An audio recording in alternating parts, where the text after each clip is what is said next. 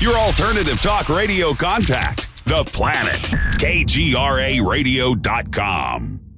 With infinite complacency, people went to and fro over the earth about their little affairs, serene in the assurance of their dominion over this small, spinning fragment of solar driftwood, which by chance or design, man has inherited out of the dark mystery of time and space.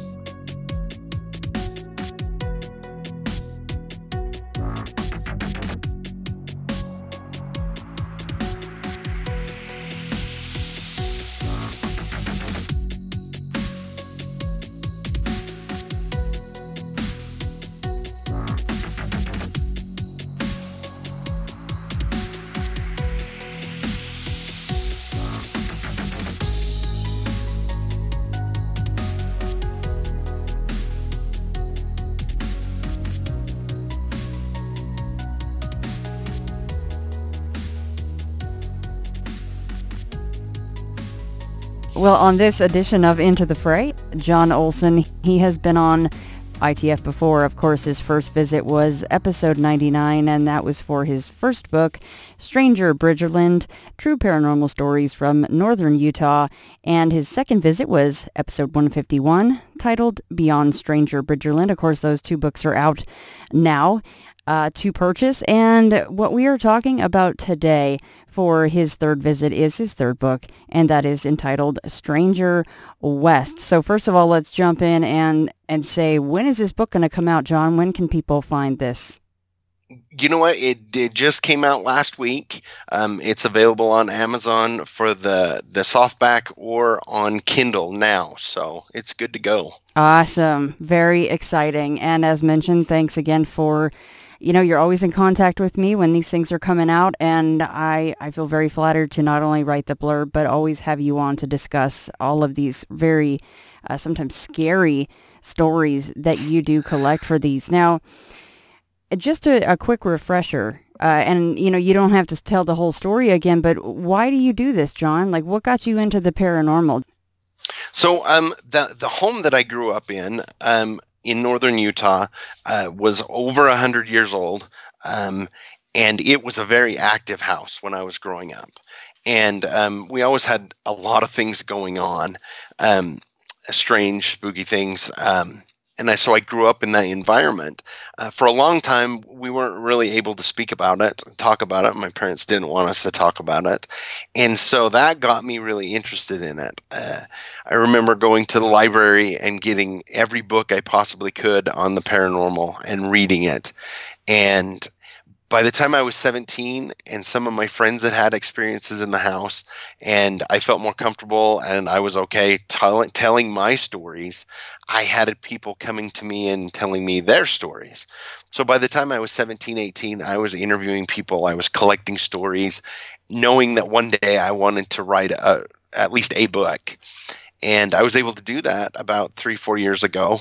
And then since I've been doing that, more opportunities, more people have come to me, more stories have come to me. And it's just been a great experience to interview people, to talk to people about their experiences, talk to people like you who do this kind of stuff all the time and get to talk to people. And so it's just been a great journey. It really has. You said something really interesting, and that was the fact that your parents didn't really want you to talk about it. So do you think that actually was a major fuel to your fire to look into this stuff more because it did seem so taboo to them? Yeah, I think so. Where, I didn't really share it outside of the house. I just wanted to learn more and get my hands on as much as I could. And it's interesting because one of my favorite growing up was the Time Life series on all of the paranormal, and it covered everything. And I remember I would just go to the library and take what book they had and then take that one back and get the next one and go over and over again. And whether it was Bigfoot or UFOs or ghosts or whatever it was that it covered, I just found it so fascinating, and I just loved it. Did you have to hide the books from your parents? No.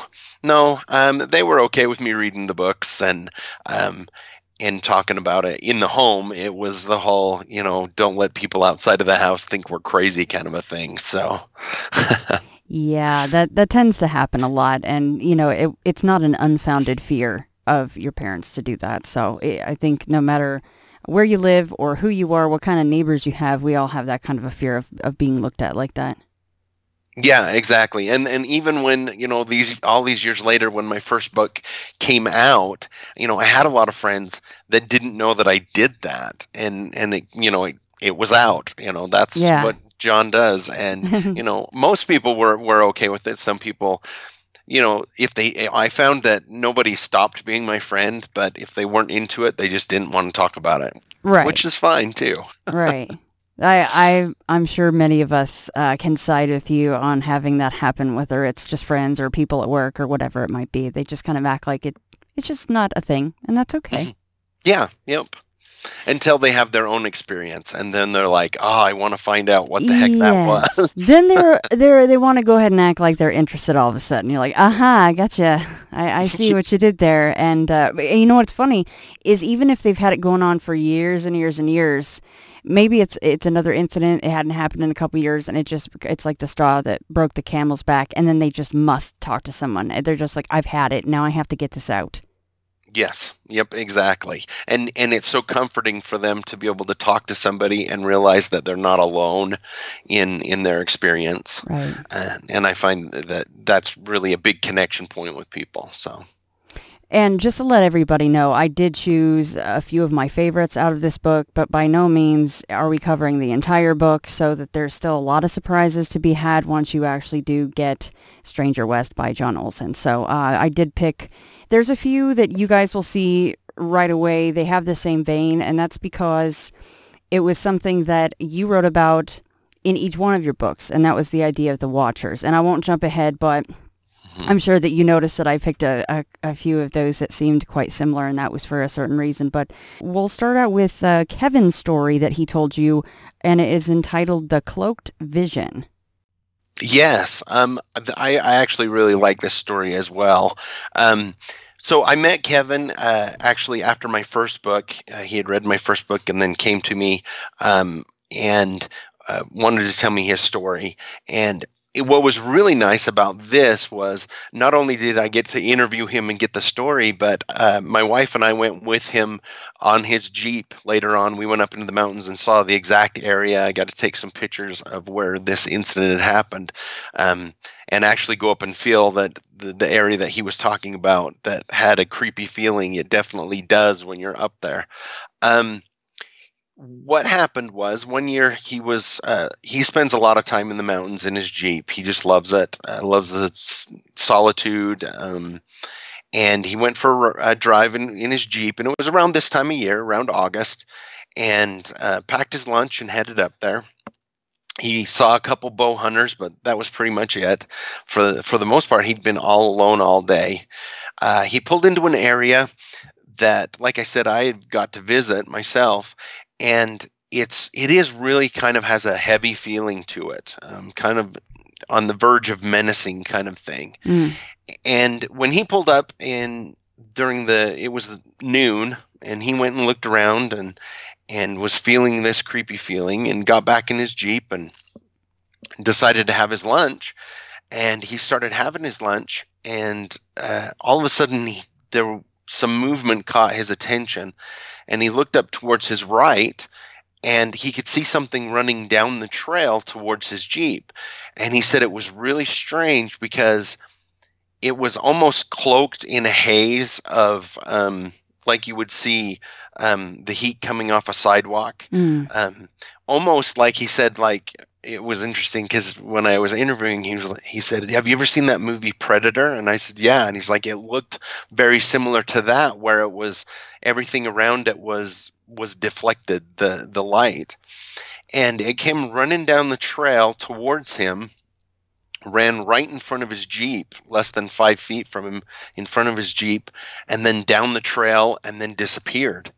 And he said he just stood there kind of in shock for a few minutes of what he had seen, because whatever it was visible but wasn't visible. And he said when I talked to him that he had a feeling of even though he didn't see a Native American, that was what the feeling he got, that it was a Native American spirit or something of that nature. But he couldn't tell for sure, couldn't say, other than the fact that it was roughly the size of a man.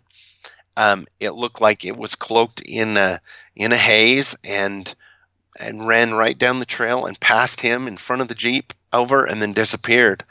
And after he sat stunned for a little while, he started up his Jeep and drove home. And, he had this whole experience of being frightened and, kind of wondering what it was and just the whole thing. He goes up there quite a bit in hopes of seeing it again. And like I said, we went up with him one day and spent some time up there. And even though we didn't see anything, it definitely has a different feeling in that area. It's really kind of a cool place. I mean, at least it didn't terrify him to the extent that we'll talk about later with some of the other witnesses, to where they were like, well, I'll never go in the woods again. So he's going back out there, which is good. Did he indicate, as far as, not that this is really neither here nor there, but and I'm sure you would have written it in the book, but did he indicate that it ran any faster than a person could run? I mean, what was the speed of the thing moving? About the speed of a person running is what he said, jogging at a heavy jog kind of a thing. That's where he kind of got the feeling of, well, I don't know where he got necessarily the Native American feel, but almost like somebody running down the trail at that speed. So it's so interesting because if it never changes pace and then it never interacts with you, and those movements really reminded me of my own shadow person experience, and they looked completely different, obviously, but just the movement, it really rung true to me. So maybe it's probably why I picked it first. I was like, yep, the cloaked vision, that's going in there. I wonder how much different, and I've said this too, how much different his experience would have been had he got the sense that it was interacting with him or noticed him. Right, yeah, or if it had stopped or something in front of him. Yeah, definitely. It almost seemed to, not even pay attention to him, whether it knew he was there or not. It was going to run through the area whether he was there or not. So it's hard to tell. It's hard to tell. Yeah, it's one of those things where you're reading it and then you're going, I hope that this cloaked figure, this shimmery figure doesn't stop in front of his Jeep and then just do the slow turn of the head towards him. Something straight out of a horror movie, Exactly. Yep, exactly. And oddly enough, something that reminded me of this, I know you've had the opportunity to talk to David Paulides and his Missing 411. He has a story where he interviewed a lady that was bow hunting, and she saw something very similar coming through the trees where it seemed to be cloaked. Whether they're connected or not, I have no idea, but that just reminded me when Kevin was telling me that story. So. You're awesome. I actually had that written down here. That was Bruce Maccabee's wife. Yes. Bruce, I think, is his first name, right? It's definitely Maccabee, but he's a very famous UFO researcher and paranormal researcher, and that was his wife out there bow hunting, which that's really cool that she does that. But it really seemed like a terrifying situation for her because she was, in fact, alone and deep in the woods. Right. And didn't she actually capture some sort of a very strange picture of something out there, too? I believe she did. Yeah, I believe she did get a picture of it, and it looks very strange. But yeah, it was interesting when I was listening to Kevin's explanation, and we were up there in the woods. That popped into my mind, was reading that story as well. And like I say, I'm not sure if they're connected or not, but the idea that there's something out there like that could cloak itself, kind of a deal, and whether it's connected to the missing people or not, who knows? But yeah, it was really strange.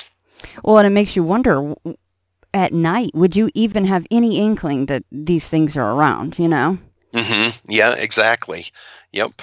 Because hers was very early in the morning. There was a little bit of daylight, if I can remember properly, or a lot maybe. But, he was having lunch, so obviously his was in the middle of the day. So yeah, his was right in the middle of the day. So what does that mean at night for us? I guess we're kind of screwed. If they want to come close, I don't think we would be able to see them. Right. I definitely wouldn't go up there at night alone, especially. No, that would be scary. So yeah, I don't quite blame you there, unless you had a bunch of people. Yeah. Yep. And just a moment, John. We will be right back with that story after a word from one of this episode's sponsors. There are the important dates most people tend to remember. You know, like birthdays, anniversaries, holidays. Well, for the Parcast Network, it remembers important dates in true crime history. Today in True Crime is the new daily podcast that takes you back to the biggest events in true crime that happened each day in history. Whether this crime was infamous or just plain interesting, there's a crime story for every day of the year. For example, did you know that it was August 31st, 1888, that Jack the Ripper committed his first murder? Or what about October 3rd, 1995? That's when O.J. Simpson was acquitted. November 19th, 2017. That is when the cult leader Charles Manson died in prison. Today in True Crime is Parcast's first daily true crime podcast. You no longer have to wait for weeks to get your true crime fix. With new episodes each day, you'll never run out of true crime content again. Crime never takes a day off, and now neither does Parcast. So follow Today in True Crime for free on Spotify and anywhere you listen to podcasts. All right, John, well, let's move next to the Cadillac of Fear. This one is very cool. Yes. So Terry came to me through another person that I had interviewed, and they said they had heard Terry's story from her, and they said, "Oh, you've got to talk to John. You got to tell him your story." So I got to interview her. Her experience happened about 2 o'clock in the morning. She was visiting a friend at a place, it's called Smithfield. It's a town actually here in northern Utah. And they'd been up till about 2 o'clock talking, and she decided that she needed to go home. She only lived, one city over, but, she wanted to get up and go. One thing about the little valley that I live in, from midnight to 5 o'clock when people start getting up, it's dead. Like it's, you're from Vegas where it never sleeps. Here we like to sleep a lot. So in the morning, especially from noon or from midnight till 4 or 5, there's nobody out. And so she gets in a car and she backs out of the driveway, and she's backing out into the main road, which is a 4-lane road with a median. She's checking up and down the road. Nobody's there. So she backs into the median. And as she checks the road again, nobody's coming. She can see with the street lights, the road is empty. And so she says as she pulls into the fast lane to get going, all of a sudden the interior of her car lights up. And she looks, and there's 2 headlights hitting her from behind, and they are super bright. And first of all, she's really confused because she knows there was nobody there when she pulled out. And so she tries to get up in speed, and she pulls over to the slow lane to let them go, and they just pull in right behind her. And at first she's thinking, oh, maybe I did accidentally cut somebody off, and now they're mad and they're briding me. And she was really concerned because she was all alone. It's 2 o'clock in the morning. After she's traveled a little ways, she's trying to speed up and slow down to try and get them to pass her. They don't. They just stay right behind her. Finally, they turn the brights off in the car, and she looks in the rear view, and she realizes it's an old Cadillac. Her dad did a lot of things with cars, so she was very aware of what cars look like and different makes and models. And she realizes it's an old Cadillac, and it's a bright red old Cadillac. But she can't see the driver, just the outline of the driver in the car. And she's really confused because, it's an old Cadillac. It's the middle of the night. Why is it following me? And as she's driving, it continues to speed up, slow down. And then the car starts to get really bright itself. At first she thought maybe she was imagining things, but the car actually changes from a red color to like a glowing white color. And the driver of the car also gets a glowing white aura around him or her, whatever. I'm assuming it was him, but I don't know. And she's really freaked out now. She's speeding because she's like, I either need to get away from this car, or maybe I'll get pulled over or draw some attention to me. And the car just stays right with her, and there's nobody else around. She gets down the road to where her turn is coming up, and she's really afraid to slow down, and this car is going to follow her. And again, the car continues to glow and almost seem to change color through the white light that's around the car. She gets to her turning lane to turn into her city where she lived. And all of a sudden, the lights, as she makes her turn, the lights go out and the car completely disappears. She's looking in her rear mirror. She's slowing down and looking. There's nobody there. No car. It's completely gone. Even under the streetlights, she can't see any cars anywhere. So she hurries home, jumps out of her car, runs in the house, really scared, looks through the window. Nobody's followed her home. And she's very convinced, and from listening to her story, she believes that it was some sort of ghost car or something of that nature warning her, or just trying to scare her, or she's not sure where it came from, but she's convinced it was not a regular car by any means. The way it appeared, changed color, glowed, and then ended up disappearing completely. Love that story. It's so creepy. It's definitely one of those that you're going, that's probably on the no list. And it sounds like so many urban legends that we do hear about. But is there in fact any tie-in with any other reports that, either of you guys could find, or anybody else experiencing something like that on that road? I have tried to hunt down people who have had similar experiences. She has said that she has heard people explain that they have seen that car as well between the two cities of Smithfield and High Park. But I'm still trying to narrow down and find another person, first person example of somebody else running into it. Though there is sort of like an urban legend out there that Cadillac does haunt the streets between Smithfield and High Park. But like I said, she was the only one that I've been able to pin down and say, yep, this is first person from from Terry. So, but as mentioned before, I mean, a lot of people just plain old don't want to talk about stuff like this. So they could be out there. They just haven't come forward yet, right? They haven't found you yet, right, John, but they will. Yep, hopefully. Exactly. Yep. I mean, that's certainly the case where you don't know if they are there to harm or help. Like you said, they could have been, or she mentioned, hey, I don't know if they're going to warn me of something or murder me if I pull off the side of the road. So. Right. Exactly. You just don't know. And to be, that late at night and all alone is really frightening. It can be really frightening for anybody. So. Absolutely. And I don't think anybody in their right mind would be like, well, I'm sure they're here to help. Let me just pull right over and give them a handshake, Right. Exactly. So this next one is where we start what I was talking about with the Watchers, and something that you've talked about in each and every one of your books.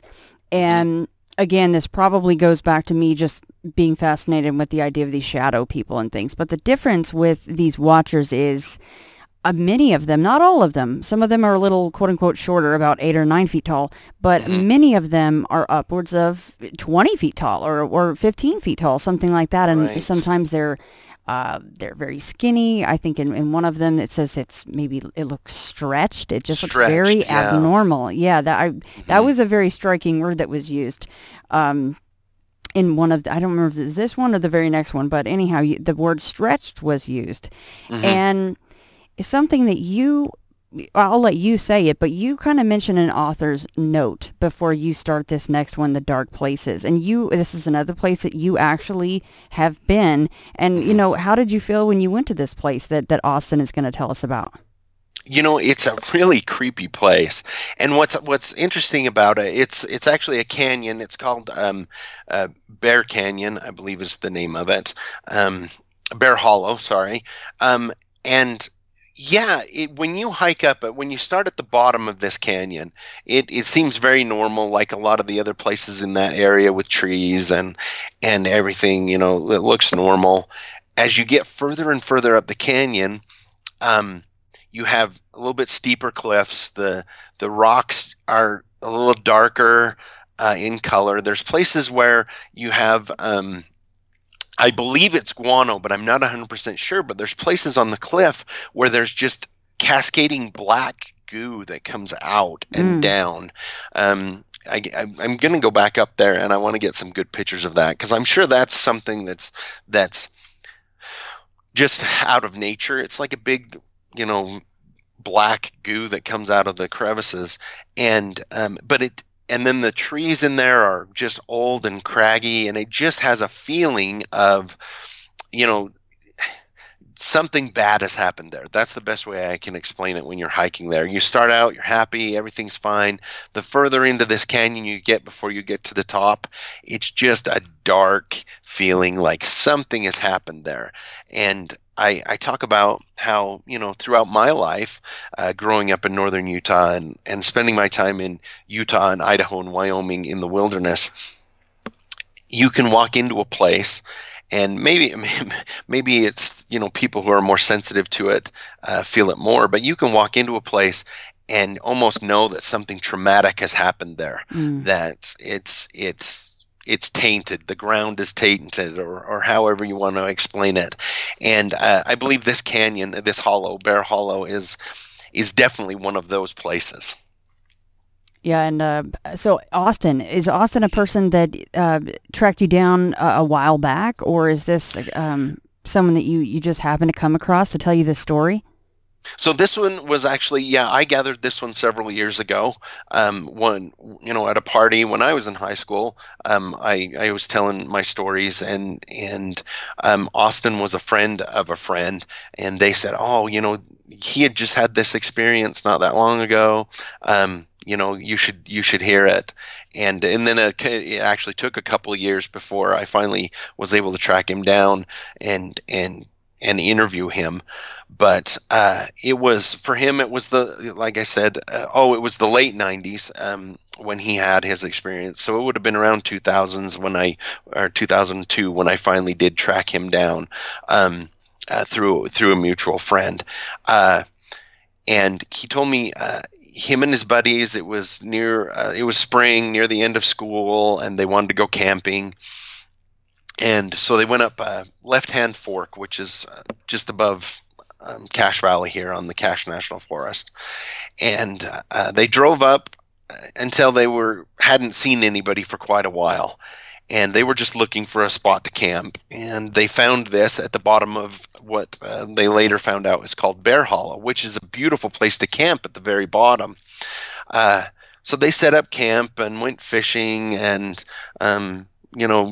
set up the camp, had dinner, set up a fire, and stayed up telling stories until the sun went down. And like teenagers do, it got to be around midnight, and somebody made the suggestion, "Hey, let's go on a night hike." And the Bear Hollow has a really nice trail that starts at the bottom, and they were like, "Oh, let's follow this up this way." And so the bunch of them, they started going, and he said that when they started the hike, everybody was laughing and goofing off and having a good time. And as they slowly got further and further up the canyon, this heavy feeling, you could tell, was just getting into everybody, because they just got more and more quiet and just more and more unease as they got further up the canyon. And it was interesting, because he said nobody wanted to be the first one to say, "Hey, let's go back," right? And be the wimp or whatever. So I think they probably pushed on further than they would have had they been in a normal circumstance, obviously. But he ended up at the front of the pack, and they were headed up the canyon. And they're coming. There's a part in the trail where the trail goes along a rather big cliff.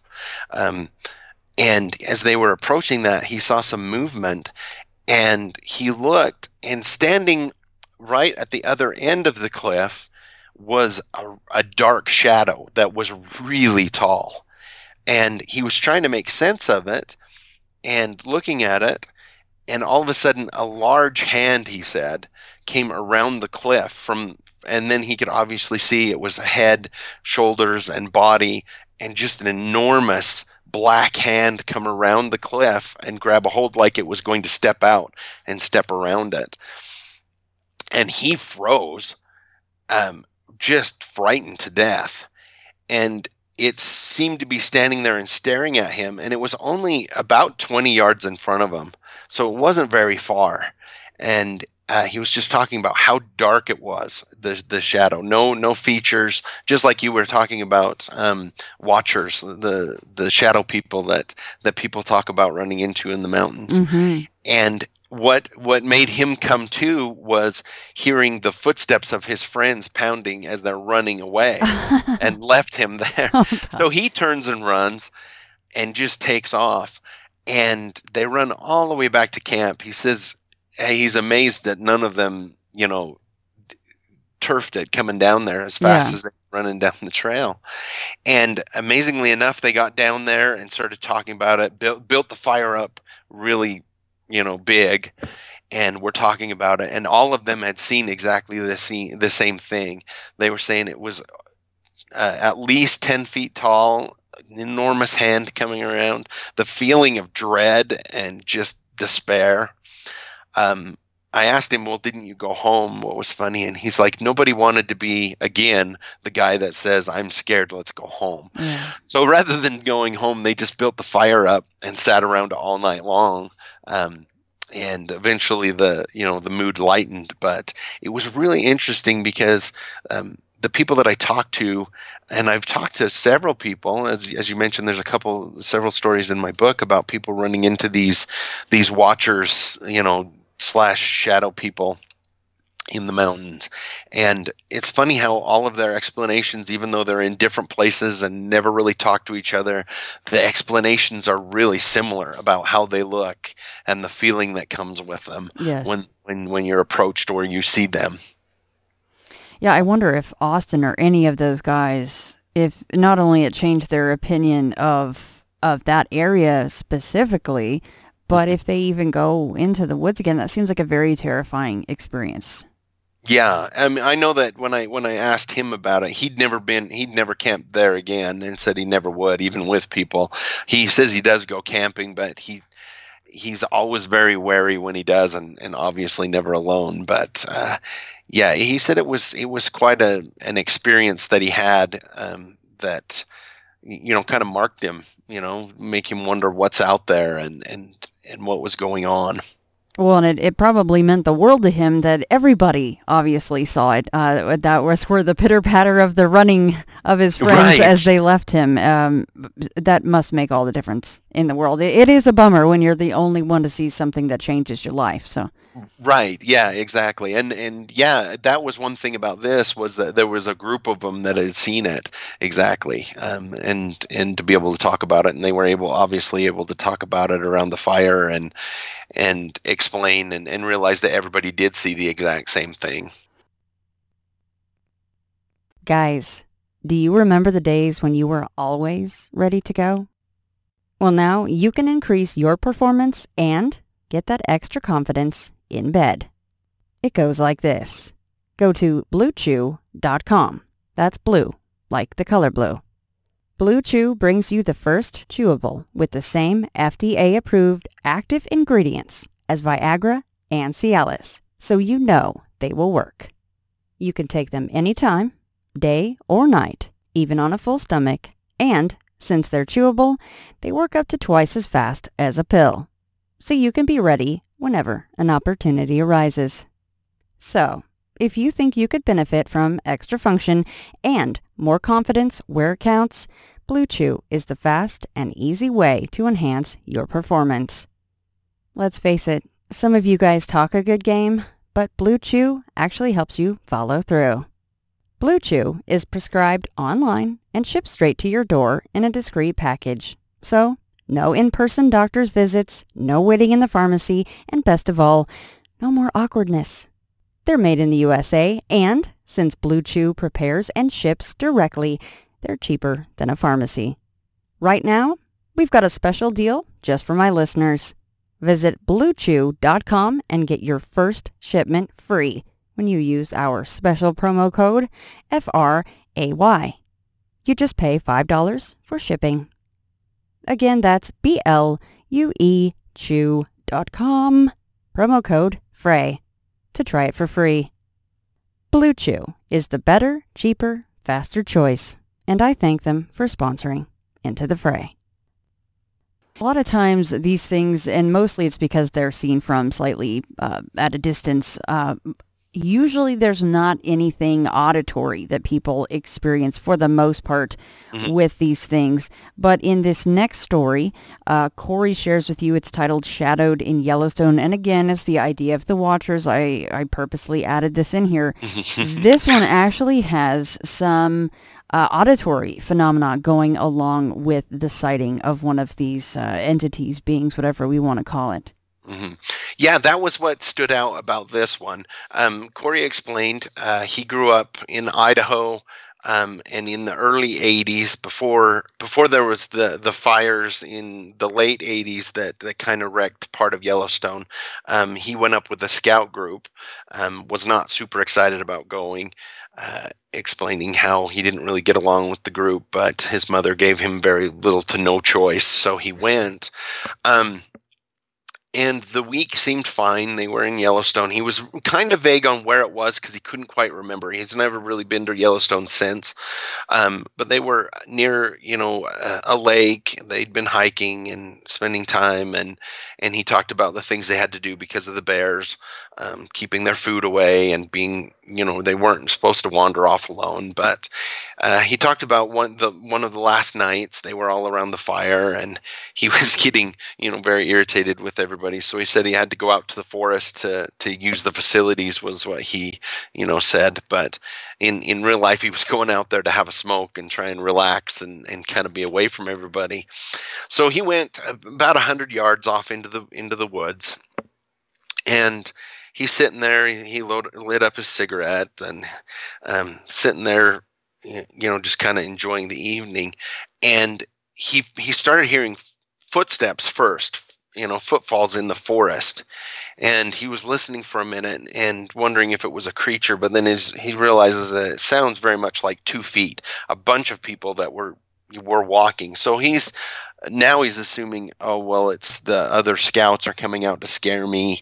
So he puts out his cigarette and he sits there and he's listening, and then he starts hearing whispers, which he couldn't understand the words, but all of a sudden, all around him, the woods started up with some whispers.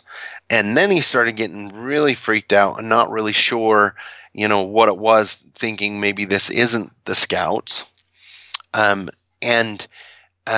He's trying to figure out what to do when in front of him, he sees some movement again.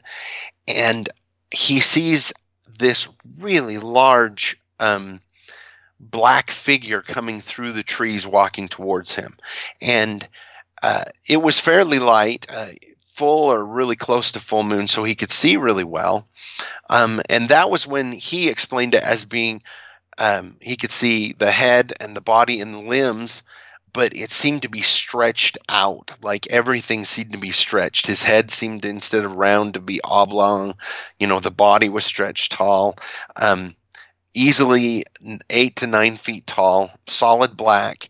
And he said it was dark in the trees, but this creature, whatever it was so dark that it was even darker than any other spot, and it was walking towards him.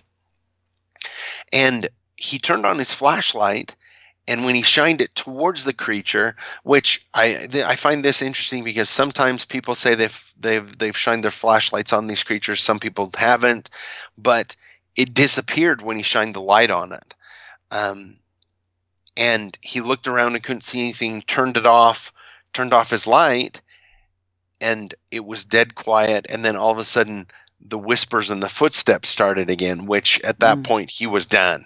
And so he turned and ran back to the camp, ran back to the fire, and everybody could see he was really upset, but would refuse to share with anybody there what had happened to him.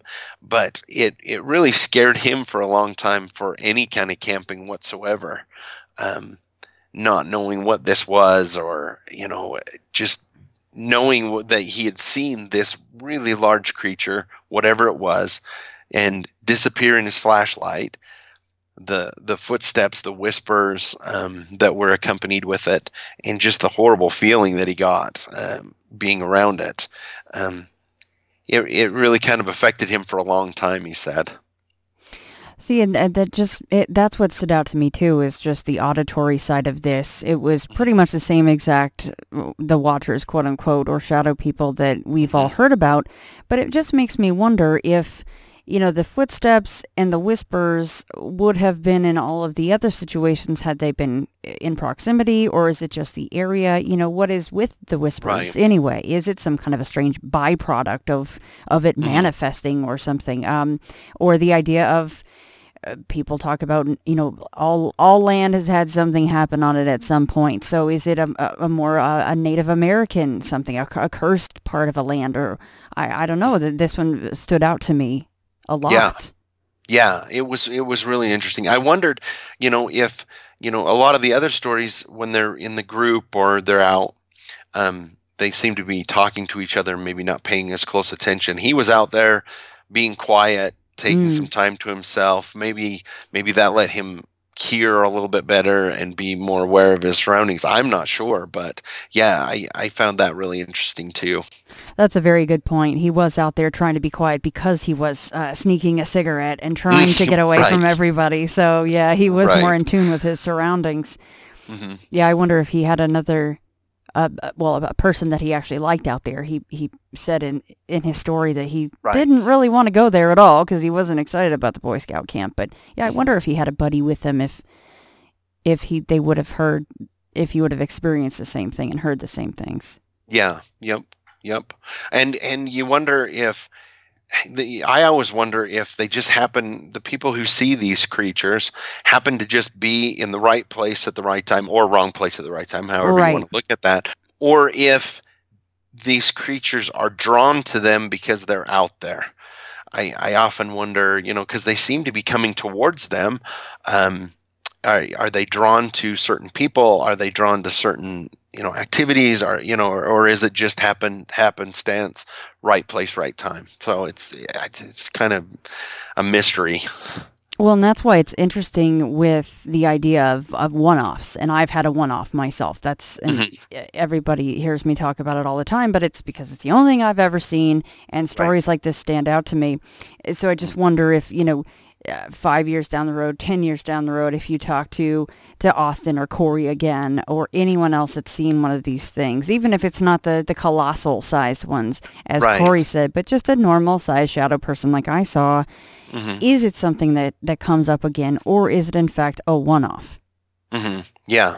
And it's interesting because, and I know we're going to get into another story about Native American lore, but the more I read and the more I learn about Native American legend lore, whether it's Bigfoot or something like that, they attribute a lot to feelings and actions that can create entities. And so you wonder if that's not the case with these as well. It's some sort of horrible action or horrible something that has created this or manifested, and it lives in the area, kind of a deal. I don't know. I'm kind of speculating, but that's a good point. I mean, he wasn't a negative mindset. He didn't want to be out there at all. He wanted to be back home. So maybe it was attracted to him because of that. Maybe. So this next one, at first I'm reading it, I'm like, okay, cool, we've got another Watchers. This is like a really big vein in this book. I love it. And then it turns, and it takes a hard left turn. I'm like, okay, that's not what I was expecting. So let's talk about Tyler and the Sierra Wendigo. Yes. So Tyler was somebody who had contacted me, that he'd heard about my books, and contacted me, and he had a story he wanted to share, and actually Tyler's not his name. He wanted his name changed, which is fine. I do that quite a bit. So he lived in Sparks, Nevada, outside of Reno. Him and his girlfriend, they were in their mid-20s, and this was in the early 2000s. His girlfriend Jill had actually grown up doing a lot of camping, and Tyler had not camped at all. His family was not into camping at all. But after a long time of her telling him how wonderful it is and how fun it is, he finally said, "Okay, I'm going to take you on a camping trip." So they borrowed some stuff and got the stuff they needed to, and they headed west of Reno. They drove a long ways, ended up in the mountains west of Reno, and there's quite a bit. It's really steep area. It's really kind of a wild area, and they didn't really have a plan. They just drove up and drove for quite a while, and finally found a place. And he set up the borrowed tent and sleeping bags, and they'd bring a cook stove and started cooking and doing camping things that day. And he said he was really nervous, but there was a really weird feeling going on. But he kind of brushed it off because he's not really a camper. He's not used to being in the wilderness, so he kind of attributed that to being in the wilderness for the first time, really. Just spending time in the wilderness, which he really hasn't done much. So they camp, they have something to eat, they go to bed, and they fall asleep. And in the middle of the night, he wakes up, and his heart's pounding, and something's really strange, something's really off, and he's listening really quiet, and he can hear something walking. And at first he's like, well, I wonder if it's an animal. I wonder what it is. And he's listening really closely. And it seems like it's 2 feet, but it's also dragging something. He can hear something dragging, or it almost sounded like he said it was limping and dragging 1 foot. And he's like, oh, we're up here in the mountains. There could be crazy people up here. So he sat really quiet in his sleeping bag, and he could see the shadow of whoever it was. He could tell it was somebody now standing up, walking kind of toward. And he said at this point he could tell that whoever it was. Are you still there, Shannon? Sorry. Yeah, it kind of cut out there for a second, but it came back, so that's good. No, yeah, we're good.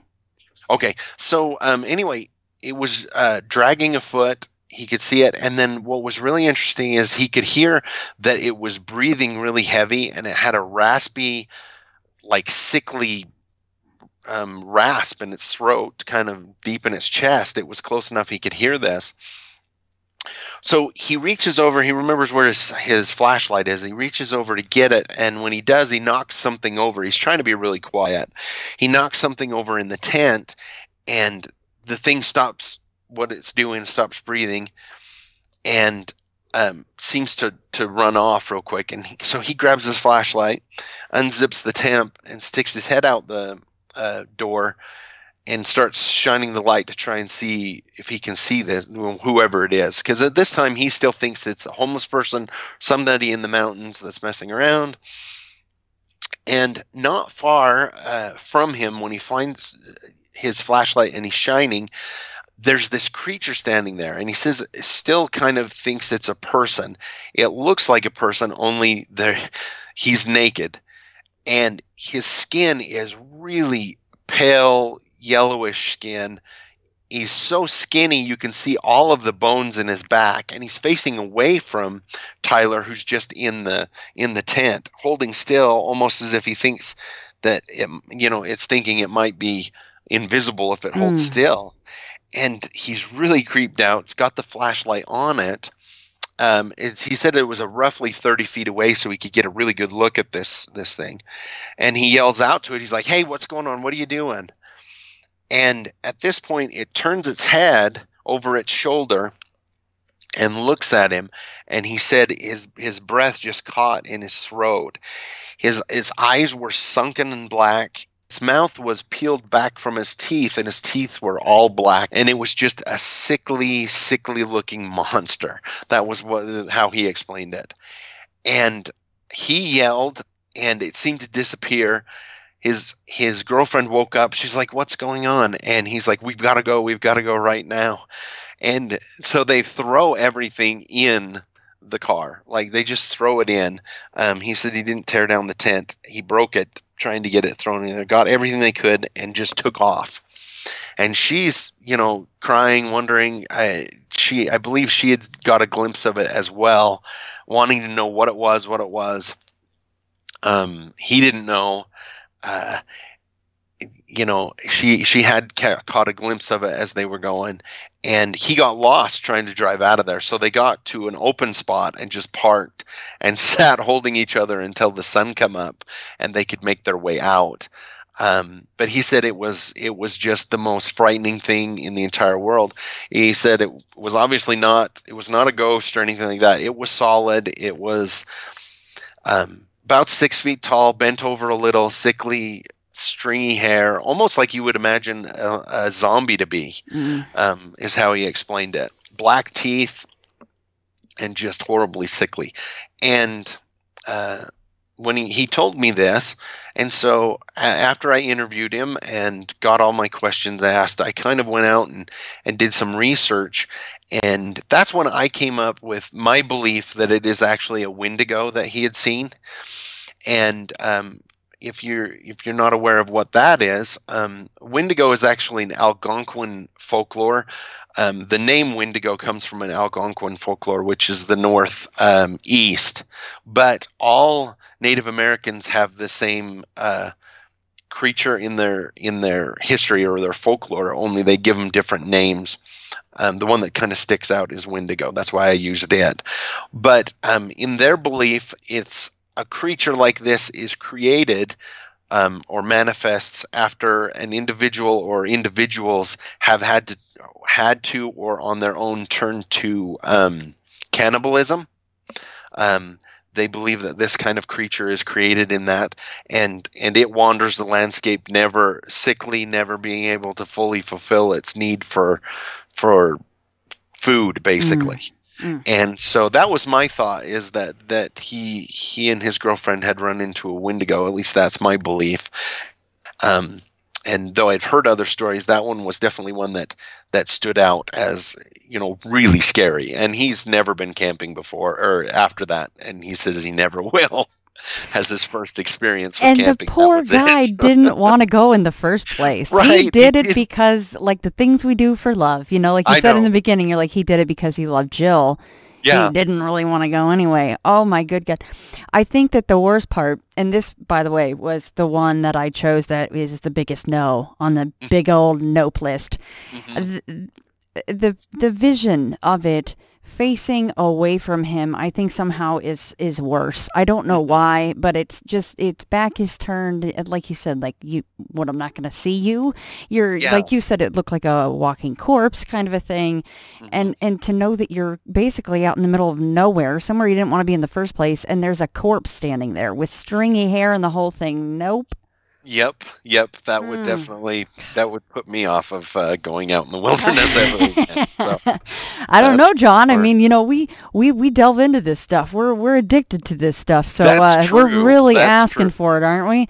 Yeah, I think you're right about that. I think you're right about that. I don't know though. I think that all of us have our limits, and I think that would be a hard limit for me if I actually. I mean, would you really, really stop and think about that, guys? If you honestly saw that, I'm pretty sure that it would change your life. I mean, not trying to be dramatic here, but that would be beyond horrifying. You probably would need therapy. You'd never sleep again. You sure as heck wouldn't go back into the woods. No, definitely. It would be, I've seen a lot of things in my life with the house that I grew up in and everything, but, and even with the people that I've interviewed and listened to the stories, that one definitely, is one for the books. No pun intended. That was a really scary one. And even talking to him, I could tell he was still, creeped out by the whole thing. He's like he's like, okay, give me a second here, taking the deep breaths and all that, right? I mean, exactly. What was it going to do if he hadn't have woken up? What was it doing? I don't know. That's a good question. That's probably a scarier question. Yeah. Wondering, what it was doing, what it was looking for, what, anything like that. Is it just forced to wander, the wilderness and again, was it drawn to their camp, or would they happen to be in the wrong place at the wrong time? It's hard to say, but yeah, definitely scary. Definitely scary. And see, guys, eating other people is not something like the fountain of youth. You're not going to end up looking very pretty. No, definitely not. I mean, I suppose the idea is it's cannibalism plus a lot of different rituals tied in with that, right? I mean, that's the belief in that.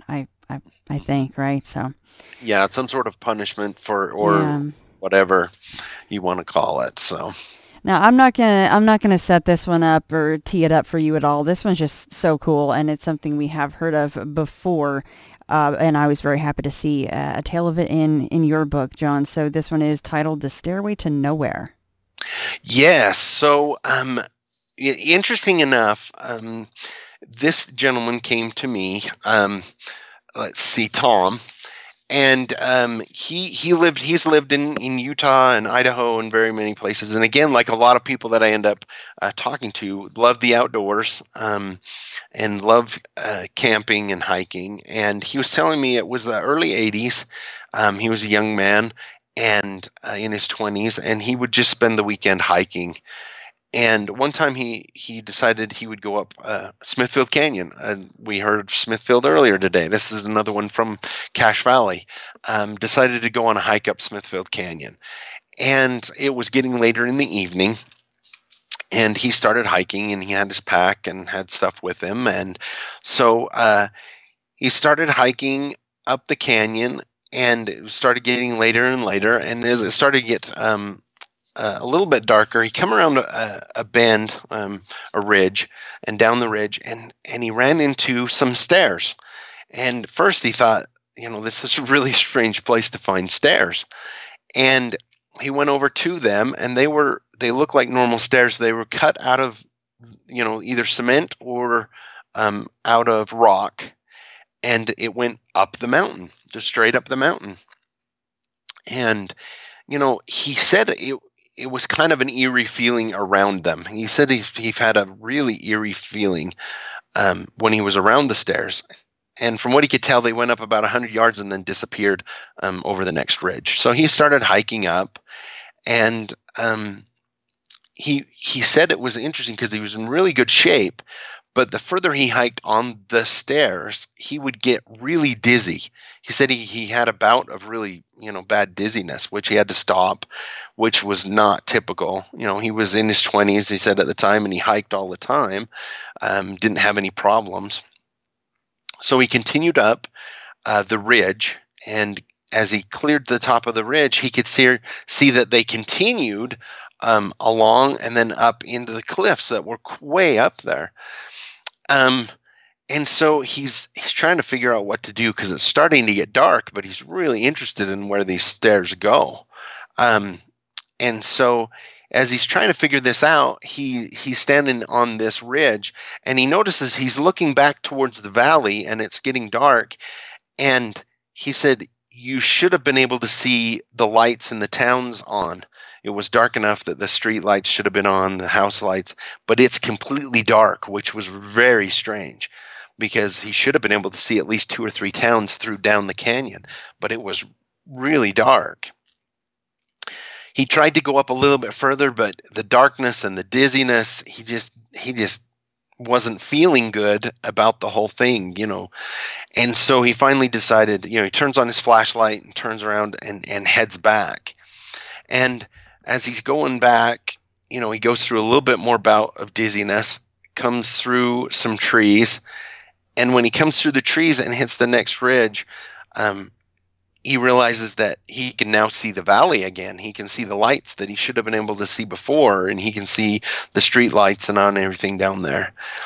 So he makes his way back down to his truck, and when he gets back to his truck, something that was really strange, he realizes it's only 11 o'clock, and it feels really weird to him because in his mind, it should have been 3-4 o'clock in the morning because he was lost for quite a while coming through the trees and couldn't wait, after following the steps up quite a ways. He was really confused because the internal clock was not matching up to what, his watch said when he got back, which is interesting because I've heard a lot of people losing time, but not gaining time. And it seemed to him that he had gained time, which was even stranger, But he said that later on, he went home and went to bed exhausted. And he determined that he was going to go back and find those stairs and find where they went. Well, after years of looking, he's still, even to this day, he said he never found those stairs, and he went up many times looking for them. And he said it's something that you should be able to see. They're heavy, heavy wood steps, cut out of or not wood steps, cement or stone steps, easily seen. They said you should, easily be able to see them, but he has never been able to find them again up the canyon. Yeah, it makes you wonder if a town or towns and lights and roads that he knows are supposed to be down there are not there. I mean, what would have happened to him had he have kept going up those stairs? Right.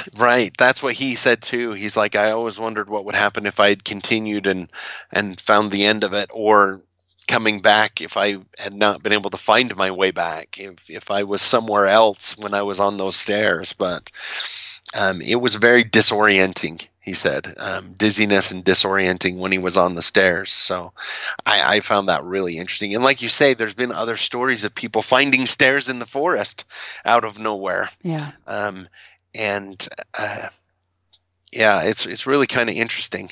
I was really fortunate. I felt I was really fortunate to find somebody who had experienced that, and I could collect that firsthand. So I was very excited to see that in your book. Absolutely. Yeah. The really scary thing too is that you mentioned that he said he had this deep need to keep going, even though he wasn't really feeling that good, and he knew it was kind of weird, but it was like something was pulling him to keep going.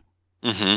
Yeah. That was the other thing that he did mention several times. He felt sick, dizzy, but just this need to want to keep going to see where the end was just really strong through the whole thing. But like you say, what would have happened if he'd have continued on? Thank goodness he didn't. And it's probably good that he can't find him again, right? Right. If he's bound and determined to go. And if anyone has maybe heard of this before, this phenomenon, there was a very popular Reddit thread at one point that was going on for a very long time. I think it was supposedly from either a park ranger that was currently working as a park ranger or an ex-park ranger, and they were kind of spinning this yarn about, oh, well, I've taken stories and I've seen them myself, and they kept it going and going and going. It was amazing to read.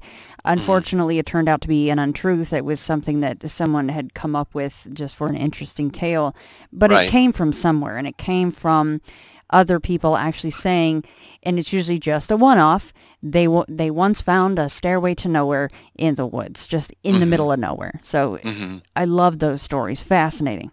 Yeah, and here's something else about that very same thing. I have actually, there's two more people that I'm trying to track down. It's one of those, this happened to this person that I know in that very same area who have seen the stairs.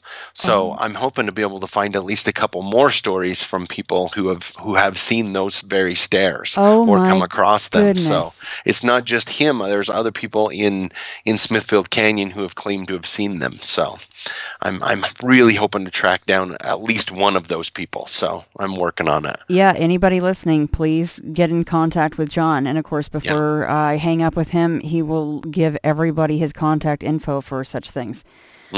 All right, so last but not least, this one is very different from the other ones that we have covered, and this was told to you by Jim, and it is Diane's Dead Ringer. Yes. So again, I was in contact with Jim actually before my first book came out, through a friend. They said, I've got a friend who he had a very strange experience you've got to hear. And so Jim lives in Utah. He still lives in Utah. I was able to meet with him over the phone and interview him. So his story starts in Colorado in 1990. He graduated from high school in 1990, and he lived in a small town in southern Colorado. His name's actually not Jim. He wanted it changed, and he doesn't name the town because it was so small it would be pretty easy to figure out who he was. So that was two things that he wanted changed, which was fine. So he graduated, and then for 2 years he was actually he went and served a mission for his church in South America. And in the 90s, if you wanted to hear anything from home or anything, it was all snail mail. We didn't have email. You don't have all of that stuff really back then. And so it was all email. He couldn't do phone calls. So, he wrote back and forth. After 2 years, he got back. His plan was to go to Utah to go to college, but for the summer, he wanted to just work. So he found a job in repairing old PCs and working on PCs. And so this would be around 93, roughly. And he got sent out on a call to go fix this lady's computer. And he pulled into the driveway and he's like, I've been to this house. This is weird. I know this house. And as he goes in, he realizes, oh, this is my friend Diana's house that he had gone to school with. And there was an older lady in there, and he started working on her computer. And he says, and he asks her, he says, does Diana still live here? Is she around here? And the lady explains that she had bought the house a year earlier from the family who had moved away because their daughter had passed away. And he's like, oh, that's weird. So at the end of his workday, he goes in to the library and pulls papers, and sure enough, his good friend that he had gone to school with, Diana, had passed away while he was gone for 2 years. And he was really sad. He drove up to the cemetery and found her headstone, new headstone, everything, and he was really bummed. He didn't realize that she had passed away. They hadn't kept track of each other, and nobody had mentioned it really to him. And so a lot of his friends from high school had already moved away, and he was getting ready to go to school. And so he was really bummed about it. But he finishes out his summer and moves away to college, gets married. Several years go by, and it's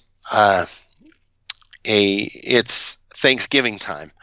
And so he takes his wife. They're going to go back to his hometown, visit his family for Thanksgiving, and they're there getting ready for Thanksgiving dinner. And his mother realizes that she's forgotten the cream for the pies, and so he volunteers. He says, "I'll go to the store. I'll get that for you." And so he drives up to the little store.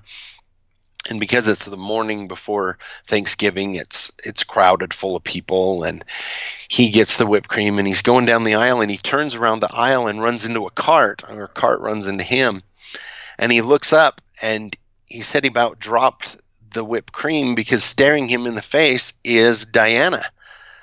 And he looks at her, and she's a little older, got a little boy in the cart with her, and she looks at him, and she goes, "Oh, Jim, how are you? How's everything going?" And he's like, I'm okay. How are you? And, "Oh, I'm good." And he has a conversation, and he goes, were you sick after high school or something? I heard something. And she goes, "Oh, I had appendicitis, and it burst. I almost died in the hospital, but luckily I pulled through. It was really close." And he goes, "Oh, okay." And he finishes the conversation with her. He sets the whipped cream on the shelf, walks out to his car, drives to the cemetery, goes up to where he knows her headstone is, and sure enough, it's gone, and there's another headstone in its place. And he goes home, and his mother wants to know where the whipped cream is, and he says he forgot it, and he was really confused, and he shared the story with his wife, but not very many other people. But he's like, it's very strange. He's like, I remember it very distinctly. I remember everything really distinctly, that I read her obituary, I went to her grave, and now she's alive. That history is different than what I remember it, and it's really strange, he says. I found that really fascinating because it goes along with the Mandela effect. People remembering things differently than what it actually is now, and I find it very interesting when you hear of somebody who has a personal account where it's changed. It's not like, you remember the Berenstain Bears being differently spelled, but this is somebody he knows passed away that is now alive. Now, John, I'm not as familiar with the Mandela effect as I am with other subjects. Is the Mandela effect usually just strictly memories, or is it, in fact, things that are tangible and physical? Because, like you said, he saw an obituary. He actually drove and saw a headstone with her name on it. I mean, is that something that still ties in with the Mandela effect then?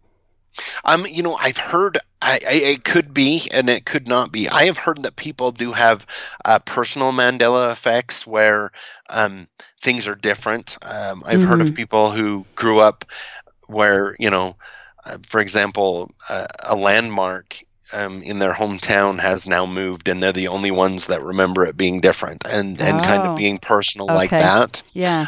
So that's how I kind of tie it in, is that there are people that claim to have personal Mandela effects where certain things in their life are different and have changed. And I remember it was a couple of years ago, I read an article about a woman who woke up and her job had changed. Her boyfriend was somebody different. The boyfriend that she'd had the day before didn't exist anymore. And that was kind of interesting, kind of tying into this as well, as some people who, not just their memories, but, things that they believe were really the way they were have completely changed. But I just found this one really interesting because he's like, I didn't dream this. I know it happened. I know it was that way, and now it's different. Now she's alive. Well, yeah, he even admitted, he's like, I mourned my friend for a time, and I had to go through that, and then here she is at the store, just like, hey, how's it going? Alive, yeah. Yeah, that would be so scary. Like you think, oh no, have I ran into a ghost? What's right? This? And then you question, is it, am I losing my mind? Yeah. What's going on? Get the psychiatrist on speed dial there. I'm like, oh. I wish that I would live in a world where I had a Mandela effect that I saw a Bigfoot, after all this time. Right. I'd love to wake up and go, oh my God, I have seen a Bigfoot. All right. Yeah, exactly. That's the thing. I would love to have that experience. Yeah. And I've interviewed so many people who have, and I'm like, I want to so bad, see something like that. That would be great. Yes. But that's well, awesome. Hey, there's plenty of Bigfoot sighted in your home state, so it's not out of the question at all. No, nope, not at all. So just cross my fingers and keep going, right? That's all we can do. And, at the end of the day, at least we get to live vicariously through those that we interview, but it's still a hope of both of ours to see a Bigfoot one of these days. Yes, it is. Well, John, you're a wonderful writer. I always love reading your books and going through them and picking out the stories that we're going to talk to, that I'll talk to you about. But what's next for you? Is John compiling more stories and working on a book 4 now? I am. Yep. I've started compiling the stories, picking the ones that I want to put in book 4, and starting to pull them together and writing them out. And so I'm hoping in a year or maybe less, I'll have book 4 out. So that's fantastic. What I'm plugging for. So. I can't wait. I will be ready for it. And I apologize. I don't know why I assumed that Stranger West was coming out next week, but it's already out, guys. So Go to Amazon. It is there. It is ready for purchase. And again, thanks to John for allowing me to write the blurb for the last 2 books. That was fantastic. And, of course, before we go, as you just heard, John is working on another book. If you would like to be included in one of his volumes, please contact him. And, John, where is the best place for people to do that and to find you? So you can find me on my website. It's strangerbridgerland.com. And there's a section in there to learn about the books that I've got out, the books that are coming, and then a section to contact me, so I can get with you and hear your story. I love hearing from people. I just love interviewing and hearing you guys' stories. So that's the best place. And like you said, you can check the books out on Amazon.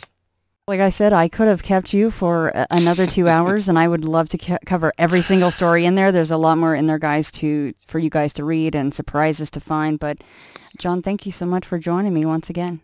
Thank you so much for having me. I love Into the Fray, and you do such a wonderful job, Shannon. I really appreciate you having me on. Well, I'm so-and-so, I was given this name by my parents, I've been to such and such a college, I've done these things in my profession, and I produce a little biography. The Buddha says, forget it. That's not true. That's some story. That's all gone, that's all past. I want to see the real you are now. Well, nobody knows who that is. Because we don't know ourselves except through listening to our echoes and consulting our memories.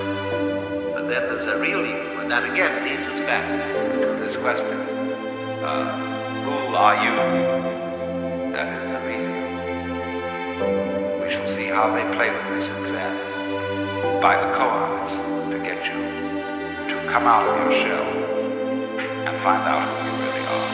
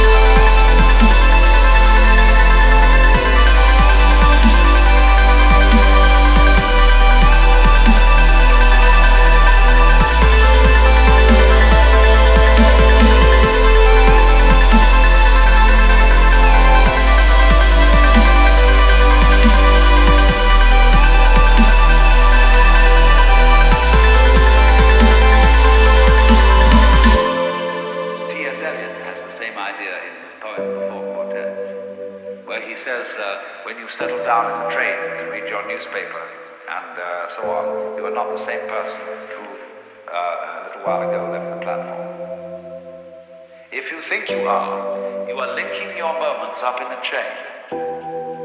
And this is what binds you to the wheel of birth and death. But when you know that every moment in which you are is the only moment, this comes into Zen. A master will say to somebody, "Now get up and walk across the room." And he comes back and he says, "Where are your footprints?" They've gone. So where are you? Who are you? When we are asked who we are, we usually give a kind of recitation of a history.